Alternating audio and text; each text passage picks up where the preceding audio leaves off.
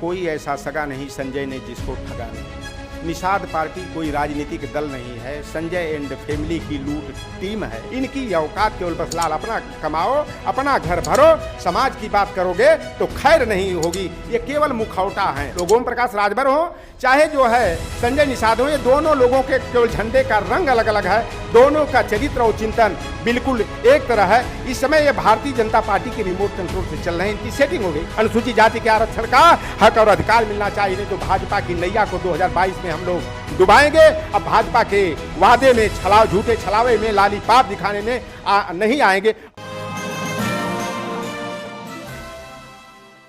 नमस्कार, मैं आमिना और आप देख रहे हैं यूएनएन। जैसे कि आपको पता ही है कि हम मौजूद हैं वीआईपी यानी कि विकासशील इंसान पार्टी के प्रदेश कार्यालय पर। हमारे साथ बात करने के लिए मौजूद हैं वीआईपी पार्टी के ही प्रदेश अध्यक्ष चौधरी लोटन राम निषाद जी। तो हम इनसे बात करेंगे और सबसे पहले जानेंगे, जब बात होती है निषाद समाज की, तो एक निषाद समाज की दूसरी भी पार्टी है निषाद पार्टी संजय निषाद जी की, और बात वो भी करती है आरक्षण की, बात वो भी करती है निषाद समाज के जो है कि अच्छा हो, उनको सारी फैसिलिटीज़ मिले। और अगर बात करें मुकेश सहनी जी की, तो वो भी यही बात कर रहे हैं, आरक्षण की बात कर रहे हैं, वो भी निषाद समाज जो पिछड़ा वर्ग है उनकी बात कर रहे हैं। तो सर, दोनों में क्या अलग बात है, क्या चीज़ें हैं कि लोग जो है बट ने एक साथ रहें, या दोनों में क्या डिफरेंसेस है? देखिए, संजय निषाद के बारे में एक कहावत कही जाती है, कोई ऐसा सगा नहीं संजय ने जिसको ठगा नहीं। निषाद पार्टी कोई राजनीतिक दल नहीं है, संजय एंड फैमिली की लूट टीम है। और संजय निषाद अभी तक इमोशनल ब्लैकमेलिंग करके हमारे निषाद मछुआरा समाज के गरीब गुरबा समाज को झूठा सपना दिखा करके लूटने का काम और अपना घर बनाने का काम, बिल्डिंग और खेत खलिहान खरीदने का काम किए हैं। संजय निषाद जो कहते हैं सीधे उसके उल्टा करते हैं। सन ऑफ मल्ला मुकेश सहनी ने तो ऐलान किया, सारी मीडिया में खुलासा हुआ, आरक्षण नहीं तो गठबंधन नहीं। अगर केंद्र की सरकार है, उत्तर प्रदेश की सरकार मझवा तुरैया गोंड को परिभाषित करने का प्रस्ताव केंद्र सरकार को भेजे। जब ईडब्ल्यूएस को 10 मिनट के अंदर 48 घंटा के अंदर संविधान संशोधन करके आरक्षण दे दिया गया, तो मझवा तुरैया गोंड खरवार बेलदार को जिस तरह से चमार को परिभाषित करके सारी उपजातियों को आरक्षण का लाभ मिलता है, तो उसी तरह मझवार की पर्यायवाची माझी मल्लाह केवट बिंद को, और गोंड की पर्यायवाची गुड़िया धुरिया कहार रायकवार बाथम को, और तुरैया की पर्यायवाची जाति धीमर तुराहा को अनुसूचित जाति के आरक्षण का हक मिलना चाहिए। राम और निषाद राज के नाम पर भारतीय जनता पार्टी ने कई बार वोट लिया, लेकिन जब जब वो सत्ता में आई, हमारे समाज को जो है कि केवल अधिकारों से वंचित करने का काम किया। हमारे पुश्तैनी पेशों पर माफियाओं का, बालू माफियाओं का, घाट माफियाओं का, तालाब माफियाओं का कब्जा कराकर हमारे समाज को बंधुआ मजदूर बना करके भूखमरी की कगार पर पहुंचाने का काम किया। एक बात आई थी, अभी आपने प्रश्न किया था कि भारतीय जनता पार्टी सबका साथ, सबका विकास, सबके विश्वास की बात करती है। अगर भारतीय जनता पार्टी को अपने इस नारे पर विश्वास हो, यकीन हो, तो मैं जानना चाहता हूँ 12.91% निषाद समाज की आबादी है, तो तीसरी बार भाजपा से जीते हुए रुद्रपुर देवरिया से जयप्रकाश निषाद को राज्य मंत्री क्यों? जाटव समाज की आबादी 11.89% है, तो धर्मेश कुमार जाटव को राज्य मंत्री क्यों? 17.3% अगर मुसलमान भाइयों की आबादी है, तो मोहसिन रजा को जो है राज्य मंत्री क्यों?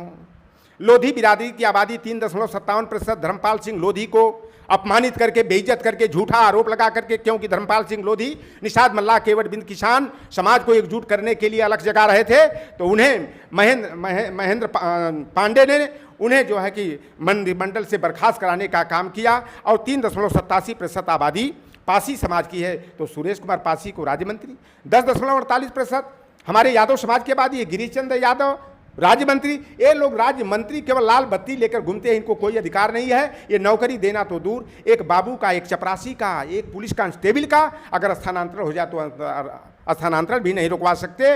इनकी औकात केवल बस लाल अपना कमाओ, अपना घर भरो, समाज की बात करोगे तो खैर नहीं होगी। ये केवल मुखौटा हैं, मोहरे हैं, केवल चेहरा बना करके बात कर रहे हैं जैसे संजय निषाद जी की, तो क्या लग रहा है मुकेश सहनी उनसे कितना अलग है? अब बताइए, संजय निषाद जो है, मैं मुख्यमंत्री बनूंगा और निषाद के बेटे और बेटियों को नौकरी दूंगा, जिस तरह मुलायम सिंह यादव ने, अखिलेश यादव ने और मायावती ने जाटव और यादवों को नौकरी दे दिया, तो 5,000 वाली रसीद कटाएगा, उसके बेटे और बेटियों को नौकरी मिलेगी। मैं मुख्यमंत्री बनूंगा, लोक भवन में बैठूंगा और 1,000 वाली रसीद जो कटाया होगा उसी को सुरक्षाकर्मी गेट के अंदर जाने देगा, इसलिए 5,000 1,000 वाली रसीद कटवाना पड़ेगा। ये सौदागर हैं लोग, ओम प्रकाश राजभर हो चाहे जो है संजय निषाद हो, ये दोनों लोगों के केवल झंडे का रंग अलग अलग है, दोनों का चरित्र और चिंतन बिल्कुल एक तरह है। इस समय ये भारतीय जनता पार्टी के रिमोट कंट्रोल से चल रहे हैं, इनकी सेटिंग हो गई। मैं बता देना चाहता हूं कि संजय निषाद का पहले बयान आता है कि प्रवीण निषाद उनका जो बेटा है, संत कबीर नगर से सांसद है। अच्छा, निषाद पार्टी कैसे है, मैं पहले तो इसका खुलासा कर दूं। अगर निषाद पार्टी होती तो निषाद पार्टी का चुनाव चिन्ह क्या है? पहले संजय का बेटा प्रवीण निषाद जो है समाजवादी पार्टी के साइकिल चुनाव से 2018 में गोरखपुर का उपचुनाव जीता, फिर भारतीय जनता पार्टी के कमल चुनाव चिन्ह पर संत कबीर नगर से सांसद हुआ। तो भैया तुम्हारा दल क्या है और भाजपा से गठबंधन कैसा है?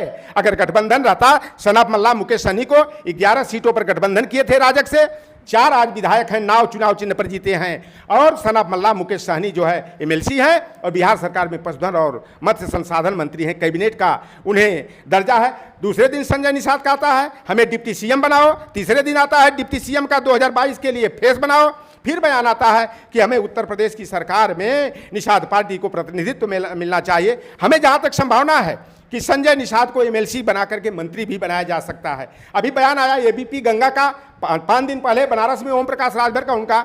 अब बताइए, हम लोग तो कह रहे हैं कि आरक्षण नहीं तो गठबंधन नहीं। हमें 2022 से पहले शीतकालीन सत्र में हमें राजपत्र चाहिए, केंद्र सरकार का शासनादेश चाहिए, मल्लाह केवट बिंद धीवर कहार के अनुसूचित जाति के आरक्षण का हक और अधिकार मिलना चाहिए। नहीं तो भाजपा की नैया को 2022 में हम लोग डुबाएंगे। अब भाजपा के वादे में झूठे छलावे में, लालीपाप दिखाने में नहीं आएंगे। अब संजय निषाद ने कहा 2022 में भाजपा की सरकार बनाएंगे, इसके बाद संविधान में मझवार को दर्ज कराएंगे। अब इसका मतलब पहले यानी कि लूटते तो अभी आए हम लोग, हमारा समाज छला जाता रहा। एक बार संजय निषाद फिर छलावा कर रहे हैं कि 2022 में भाजपा की सरकार बनाना है, बस तुम्हें आपके संजय के परिवार को जो है मंत्री बना दिया जाए, सांसद बना दिया जाए, विधायक बना दिया जाए। सारे निषाद कहां जाएंगे भाई?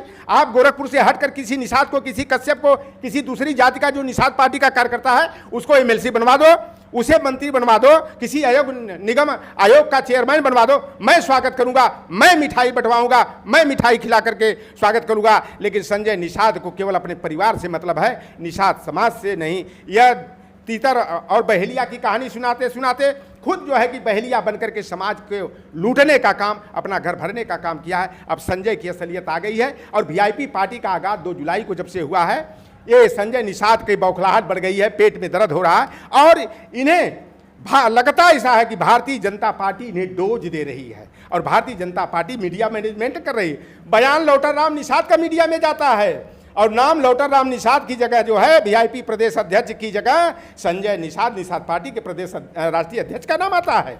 यह सब भारतीय जनता पार्टी का मीडिया मैनेजमेंट है, संजय को हाईलाइट करके वीआईपी पार्टी को कमजोर करने का। लेकिन समाज अब यह समझ गया, जो लूटा फूटा समाज है, संजय के असलियत को, असली चेहरे को पहचान गया है। अब संजय के बहकावे में नहीं आएगा। वीआईपी पार्टी के 90-95% कार्यकर्ता और पदाधिकारी वीआईपी पार्टी के साथ जुड़ करके वीआईपी के लिए रात दिन मेहनत कर रहे हैं और 2022 के चुनाव में वीआईपी पार्टी किंग नहीं तो किंग मेकर बनेगी और 2022 में किसी की सरकार बने उसका रिमोट कंट्रोल वीआईपी के हाथ में होगा। बहुत बहुत शुक्रिया सर। तो ये थे वीआईपी के प्रदेश अध्यक्ष चौधरी लोटन राम निषाद जी, जिन्होंने तमाम सारे सवालों के जवाब दिए और उन्होंने जो इतने दिनों से चला आ रहा है जातीय जनगणना की बात करें या फिर गठबंधन की बात करें, दोनों ही सवालों पे अभी भी इनकी जो पार्टी है वो अड़ी हुई है। तो अब देखना दिलचस्प होगा कि 2022 का जो इलेक्शन है यूपी विधानसभा का, वो किस तरह का होगा, किस तरह से इनकी मांगे हैं जो सरकार कब सुनती है और कैसे सुनती है। इसकी जो भी अपडेट्स रहेगी हम आप तक पहुँचाते रहेंगे, इसलिए देखते रहिए UNN।